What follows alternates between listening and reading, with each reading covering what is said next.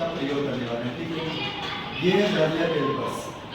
इस vernier callipers का काम क्या है, कहाँ यूज करते हैं और क्यों यूज करते हैं? वर्नियर कैलिपर्स में हम किसी बेलनाकार या गोलाकार पार्ट का क्या नापते हैं? व्यास। क्या नापते हैं? व्यास।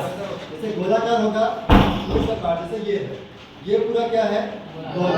और यहाँ से यहाँ तक इसका पूरा क्या होता है? व्यास। क्या होता है? व्यास।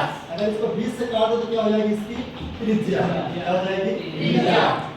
अब इसको मापने के लिए आपको फीटा नहीं यूज कर सकते आप, किसी या मीटर यूज, सेंटीमीटर या कोई भी टेप आप यूज नहीं कर सकते, क्योंकि नापते समय क्या हो जाएगा? टर्न हो जाएगा।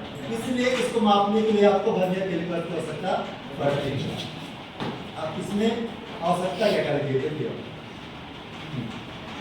इसका उद्देश्य आप लोग समझ गए। किसी गोलाकार या बेलन के पार्ट को नापने के लिए उसका व्यास ज्ञात करने के लिए किया जाता है। अब उपकरण के लिए सबसे पहले हमको वर्नियर कैलिपर्स की आवश्यकता पड़ेगी। वर्नियर कैलिपर्स के साथ एक गोलाकार पार्ट, चाहे कोई भी पार्ट हो सकता है गोलाकार, जिसको हमको मेजर करना है, उसकी आवश्यकता पड़ेगी। और आवश्यकता पड़ने के बाद इसको कैसे आप मेजर करेंगे उसके बारे में जानते हैं।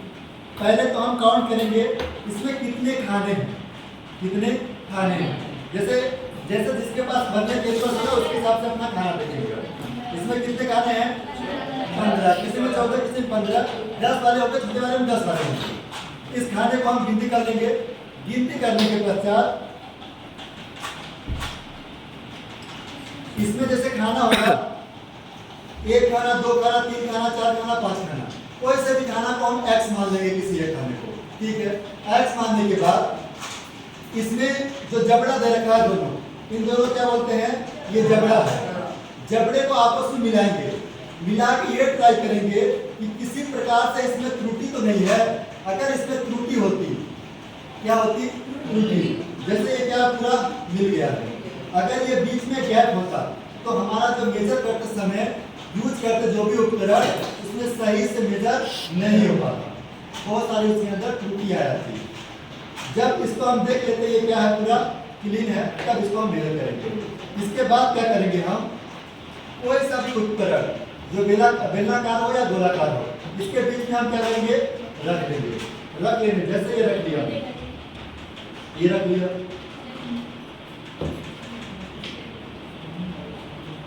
ये रख लिया ना। और ये बीचों बीच होना चाहिए, ये बीचों बीच होना चाहिए। अगर बीचों बीच में है इसका बैलेंस हो पाएगा, अगर बीचों बीच में नहीं है तो नीचे गिर जाएगा। जैसे हमने इसको नोट कर लिया, अब इसके बाद यहाँ से जो भी संख्याएं रहेंगी आपकी, x जो हम माने रहेंगे, इसको एक सारणी बनाएंगे। इससे सारणी बनी है, इस सारणी में क्या करते जाएंगे? हम नोट करते जाएंगे और ये कम से कम 3 बार दोहराएंगे। कितनी बार? 3 बार।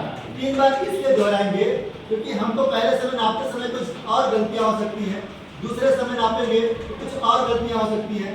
उन त्रुटियों को दूर करने के लिए हम कितनी बार मेजर करते हैं? इसको 3 बार। इतनी बात समझ आए? 3 बार मेजर करने के पश्चात इसको हम नोट कर लेंगे। नोट करने के पश्चात इसके अल्पमान और पाठ्यांक मान को ज्ञात करेंगे। और इसमें सावधानियां मुख्य क्या होती हैं? ये जो जबड़े होते हैं और जो इसके बीच में पार्ट होना चाहिए, ये सही तरीके से रखना चाहिए। और इसका जो जबड़ा होगा वो सही से सही से आपस में मिला होना चाहिए। और जो ये इसमें जो नंबर लिखे हुए हैं वो अच्छे से दिखाई देंगे। ठीक है।